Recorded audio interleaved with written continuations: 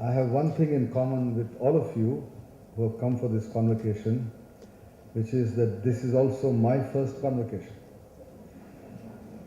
Not for the same reasons as Mr. Harinarayan mentioned, but for a slightly different reason, that when I graduated out of the Jawaharlal Nehru University, which was in the middle of the emergency, we, the students of the university, were all opposing the emergency and had declared that the campus was out of bounds for anyone from the government.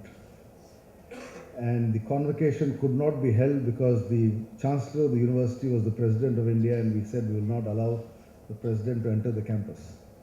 So they couldn't have the convocation. So I never attended the convocation for my own post-graduation. But I have a memory, as Mr. Harinarayan just mentioned, there were convocations where you couldn't see from the beginning the end.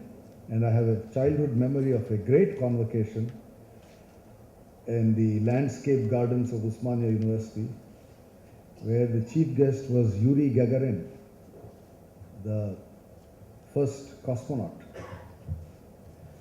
And I have a memory of a second convocation, again as a child, since my father used to live on the campus, where the chief guest was Sarvepalli Radhakrishnan. So given those memories, I feel very humbled today and a very small man to be here at a convocation. But I'm grateful to Mr. Kamesham and Mr. Harinarayan for the honor they bestow on me to be present here on a day which, for all of you, is a day of great rejoicing, a day you will all remember.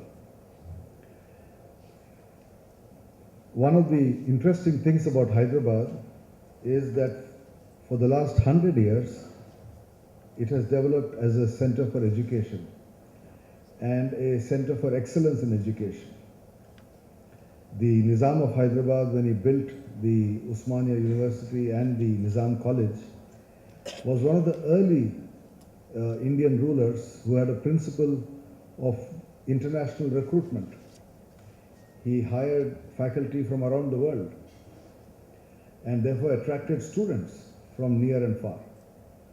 The Osmania was one of the best universities in the country at that time. It was certainly the only university that was run by an Indian, considering that the other famous universities were all run by the British.